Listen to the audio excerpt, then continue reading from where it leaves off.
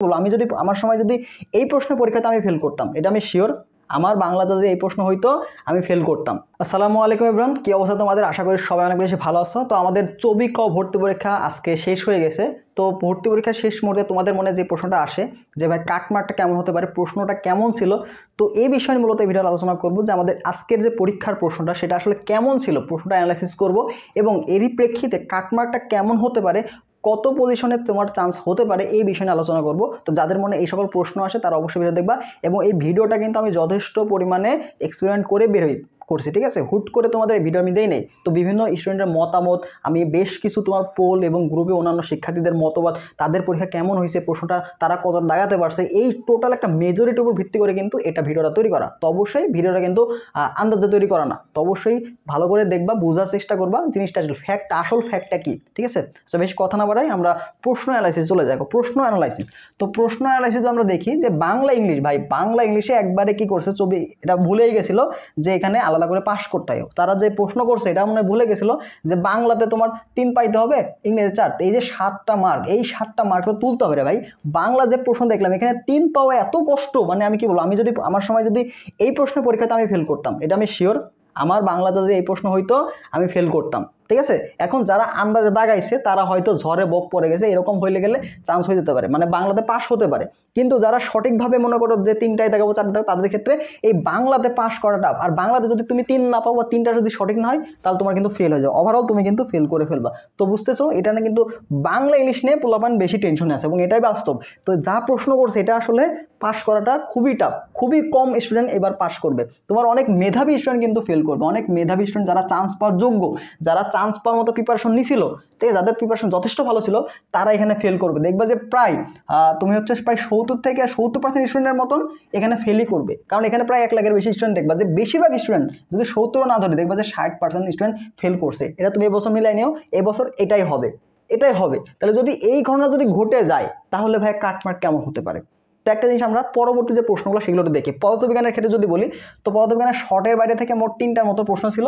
তরঙ্গ থেকে আসছে, গতিবিদ্যা থেকে আসে, তড়িৎ প্রবাহের চৌম্বকরা, এটা থেকে তোর 3টা প্রশ্ন আসে, ঠিক আছে? তো আমি যদি 3টা বাদ দেই, মনে করো কেউ শর্ট সিলেবাস পড়ছে, তাহলে কি 22টা প্রশ্ন আমরা শর্টের থেকে পাচ্ছি, ঠিক আছে? শর্টের মধ্যে পাচ্ছি। তো শর্টের মধ্যে থেকেও যাদের মোটামুটি কনসেপ্ট ভালো ছিল, দেখো চবি স্ট্যান্ডার্ড প্রিপারেশন, মানে চবির প্রশ্ন কিন্তু আহামরি এখানে কঠিন হয় না। ফিজিক্সের প্রশ্ন যথেষ্ট কনসেপচুয়াল, মানে এত আহামরি যে ভার্সি লেভেলে কঠিন এরকম কিন্তু কিছু না, যথেষ্ট ইজি ছিল, এখানে যথেষ্ট স্ট্যান্ডার্ড প্রশ্ন ছিল ফিজিক্স পার্টে। তো যারা মোটামুটি চবির প্রশ্ন ব্যাংকটা তোমরা, আমি ব্যাখ্যা সহ পড়তে বলছিলাম, যারা ব্যাখ্যা সহ পড়ছিলা, বুঝে বুঝে পড়ছিলা, তারা এখানে মোটামুটি 18-20টা থেকে প্রশ্ন এটা অ্যান্সার করে আসতে পারবে। যদি আমি গড়ের কথা বলি, গড় হিসাব করি যে গড়ে কতগুলো এখানে দেখাতে পারে, গড়ে এখানে দেখবা যে ম্যাক্সিমাম 15 থেকে 18টা প্রশ্ন স্টুডেন্টরা কারেক্ট করবে গড়ে যদি হিসাব করি। তাহলে দেখো রসায়নের ক্ষেত্রে, তো রসায়নের ক্ষেত্রে এবার একটু ঝামেলা, দেখো 8টার মতো ম্যাথ আসছে, রসায়নের 8টা ম্যাথই আসছে, 8টা ম্যাথই আসছে। তো মজার ব্যাপার হচ্ছে আমি কিন্তু তোমাদের পরিমাণগত রসায়ন ক্লাস নিয়েছিলাম, তাই না? তো পরিমাণগত রসায়ন থেকে যেই টাইপগুলো দেখাইছি ম্যাক্সিমাম টাইপ কিন্তু পরিমাণগত রসায়নে আসছে। এবং আমার যে 2টা ক্লাস ছিল, জৈব রসায়ন, পরিমাণগত রসায়ন,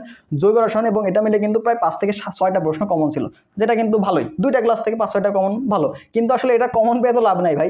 বাংলা ইংলিশ তো তোমার খেলে দিছে, তুমি যদি বাংলা ইংলিশে পাসই না করতে পারো, তুমি এগুলোতে যদি 75-এ, দেখো এগুলোতে মার্ক কত, 3 মার্ক, 3টা দেখাইতে হবে, তো এগুলোতে মার্ক কত, 75। তুমি যদি 75ও পাও, এখানে যে তোমার 6 হইলো, মানে 2টা, এখানে তোমার 4 হইলো না, ইংরেজি 4 হইলো না, বা এখানে 3 হইলো না, তোমার কিন্তু ফেল। তুমি এখানে 75 পেলে তোমার কিন্তু সাবজেক্ট, মানে তুমি রেজাল্ট আসবে না, তোমার ফেল, বুঝছো তো? তাহলে তোমার এদিকে যদি কমন পড়ে লাভ নাই তো, কারণ আমি তোমাদের বাংলা ইংলিশে কমন ফেলাইতে পারিনি। এটা শুধুমাত্র আমি না, অন্য কেউই ফেলাই নাই, ঠিক? কারণ প্রশ্ন প্যাসেজ দিয়ে দিয়েছে, এটা কেউ প্রেডিক্ট করেই নাই, এটা মানে আমরা কখনো প্রেডিক্টই করি নাই ভাই, তুমিও করো নাই, আমিও করি নাই, এবং যারা 24 সাররা আছে ওরা করছে কিনা জানি না। মানে প্রশ্ন এবার এমনভাবে চেঞ্জ করেছে, এটা আসলে কি বলবো, মানে আমরা পুরো আনএক্সপেক্টেড, ঠিক আছে? আমরা নিজেরাই শক খেয়ে গেছি, তোমাদের কথা আর কি বলবো। তো দেখো রসায়নের ক্ষেত্রে 8টা ম্যাথ ছিল, তো যেহেতু ক্যালকুলেটর ইউজ করা ছিল, যারা ম্যাথমেটিক্যাল টার্ম মোটামুটি পারো, তো আমি এটা 8টা প্রশ্ন মনে করে বাদ দিলাম, তাহলে 25 থেকে 8 বাদ দাও, ঠিক আছে? তো তাও তো এখানে তোমার কি 17 থেকে 18টা প্রশ্ন অনেকেই পারবে। তো আমি যদি গড় হিসাব করি, তাহলে এখানে গড়ে 15 থেকে 16টা প্রশ্ন স্টুডেন্টরা পারবে, গড়ে 15 থেকে 16টা প্রশ্ন পারবে, এটা কিন্তু বাস্তব, ঠিক আছে? তোমার কিন্তু চান্স পাবে কত বলো তো, পজিশন প্রত্যেক বছর সর্বোচ্চ 3500 থেকে এই যে 3600, এই পজিশন পর্যন্ত কিন্তু সাবজেক্ট পাই। হয়তো এই বছর 100-200 বাড়তে পারে, কিন্তু দেখো এই পজিশনের মধ্যে ঢুকতে হলে তোমার কিন্তু 15 এরকম না, 15-16 দেখবা যে 5000 পাইছে, 5000 স্টুডেন্ট 15-16 পাইছে, তো লাভ হলো কি? তোমার কি 5000 পর্যন্ত সাবজেক্ট পাবে না, তোমার কি 3500 থেকে 3600 এই রেঞ্জের মধ্যে সাবজেক্ট পাবে। তো বুঝতে হবে যে আসলে সবাই পারছে এটা ম্যাটার না, আমার পজিশনের মধ্যে ঢুকতে হবে, নির্দিষ্ট সংখ্যক স্টুডেন্ট কত পারছে, এটা হচ্ছে মূল বিষয়, এটা হচ্ছে ফ্যাক্ট।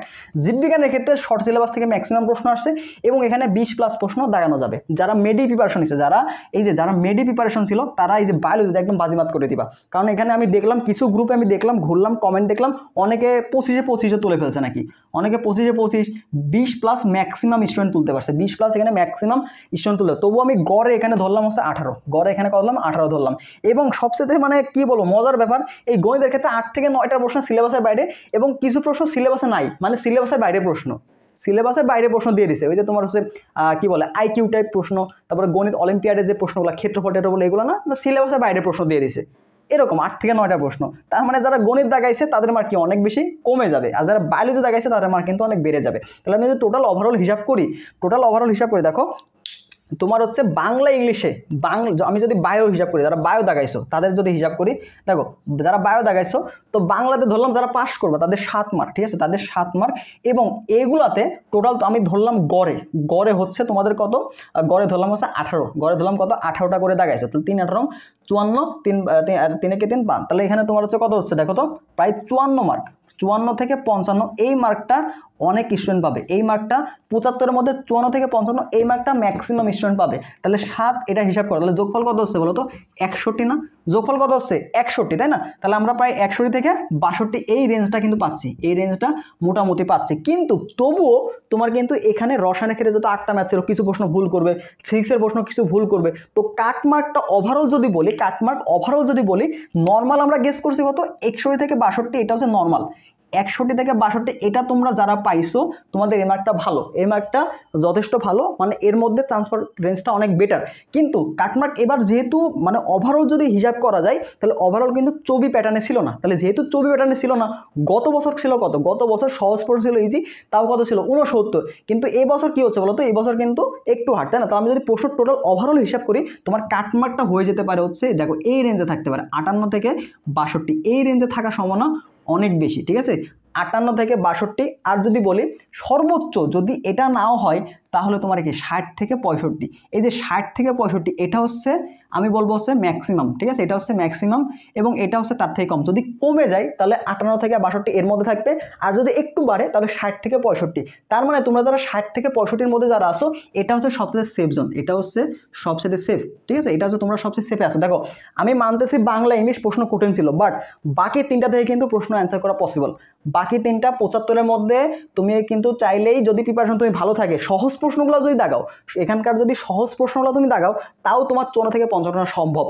যদি 75টার মধ্যে যে সহজ প্রশ্নগুলো ছিল, ফিজিক্সের যথেষ্ট প্রশ্ন অনেকগুলো সহজ ছিল যেগুলো তোমরা পারার কথা, মানলাম শর্টের বাইরে 3টা বাদ দিছি, 2-3টা প্রশ্ন একটু এদিক ওদিক ছিল বাদ দিছি, তাও কি তুমি এখানে 16 থেকে 17টা প্রশ্ন দাগাইতে পারতা। রসায়নের ক্ষেত্রে 8টা ম্যাথ প্রশ্ন আমি বাদ দিয়ে দিছি, তাও কি 17 তুমি দাগাইতে পারতা।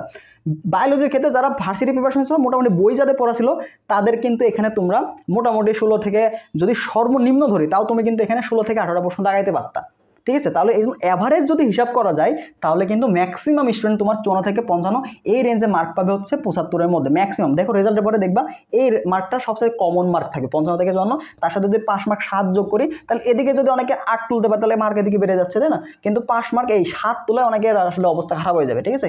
এখানে 5 মার্ক তুলতে গেলে অনেকের হালুয়া টাইট হয়ে যাবে। তো যারা 5 মার্ক তুলতে পারছো আর যারা এদিকে সহজ প্রশ্নগুলো অ্যান্সার করে আসতে পারবো ইনশাল্লাহ তোমার কিন্তু চান্স হয়ে যাওয়ার সম্ভাবনা অনেক বেশি, ঠিক আছে। ইনশাল্লাহ তোমাদের চান্স পাওয়ার সম্ভাবনা অনেক বেশি। আর রেজাল্টটা তোমার হয়তো এই সপ্তাহে দিয়ে দিবে, আজকে কি বার, হ্যাঁ এই সপ্তাহে দিয়ে দিবে, এই সপ্তাহে রেজাল্ট পেয়ে যাবে ইনশাল্লাহ, ঠিক আছে।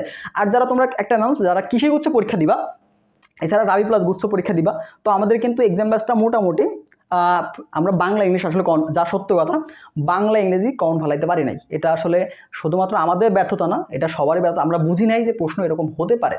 বাট দেখো তুমি যদি এখন বাংলার জন্য 15 দিন ধরে পড়ো এটা আসলে পসিবল না। তো যারা বইটা পড়ছিল বাংলা বই, যাদের গ্রামার রুলসগুলো ভালো মতো ছিল তারা অ্যান্সার করে আসতে পারবে।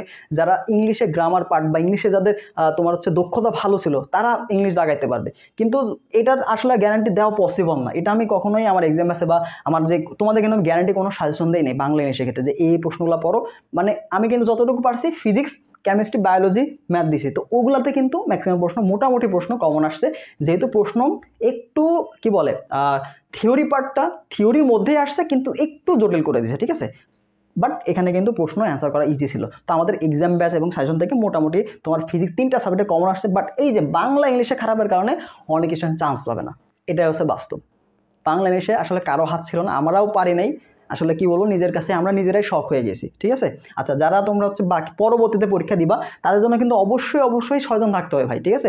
বিশেষ করে রাবির পরীক্ষা, রাবি দেখো প্রশ্ন প্যাটার্ন কিন্তু এবার চেঞ্জ হওয়ার সম্ভাবনা অনেক বেশি, রাবিতে প্রশ্ন প্যাটার্ন চেঞ্জ হওয়ার সম্ভাবনা অনেক বেশি, কারণ এবার কি একসাথে পরীক্ষা হচ্ছে, তো প্রশ্ন কিন্তু চেঞ্জ হওয়ার সম্ভাবনা অনেক বেশি। তো অবশ্যই রাবি এবং গুছে যারা প্রিপারেশন নিবা তারা ভালো মতো প্রিপারেশন নাও। আর যারা এক্সাম বেসে ভর্তি হবা, দেখো আমাদের এক্সাম বেসে ভর্তি মানে তোমার এক্সাম পর্যন্ত যাবতীয় যা গাইডলাইন লাগে, তো আমাদের ছবিতে তোমরা যারা ছিল, আমাদের পেড বেসে যারা ছিল, তো তোমাদের কখনো গাইডলাইনের অভাব কিন্তু আমি হতে দেই নাই, যথেষ্ট পরিমাণে তোমাদের গাইডলাইন দিছি, তোমাদের যখন যা প্রয়োজন আমি কিন্তু এটা দিয়ে রাখছি, তোমরা কিন্তু কেউ অস্বীকার করতে পারবা না, ঠিক আছে। তোমাদের যখন যা প্রয়োজন ছিল, যা গাইডলাইন ছিল, যথেষ্ট আমাদের যতগুলো এক্সাম নেওয়ার কথা ছিল সবগুলো কিন্তু আমরা নিচ্ছি, আমাদের কমিটমেন্ট যা ছিল আমরা কিন্তু রাখছি। ইভেন আমাদের ক্লাস দেওয়ার কোনো কথা ছিল, ক্লাস কিন্তু তোমাদের দিছি, তো যা কথা থাকে তার থেকে আমরা বেশি দিয়ে থাকি। তো পরবর্তী যারা এক্সামগুলো আছে, তো কৃষিতে তোমাদের জন্য আমাদের এক্সাম আছে ফি করছিলাম 450, তো বলছিলাম ভাইয়া সমস্যা টাকার, তাদের জন্য কিন্তু 299 করে দিছি। তো প্রথম 500 জন 299 টাকা ভর্তি হতে পারবা, এবং এখানে ভর্তি হলে কৃষির জন্য তোমার যা লাগবে সব কিছু দিয়ে দিব।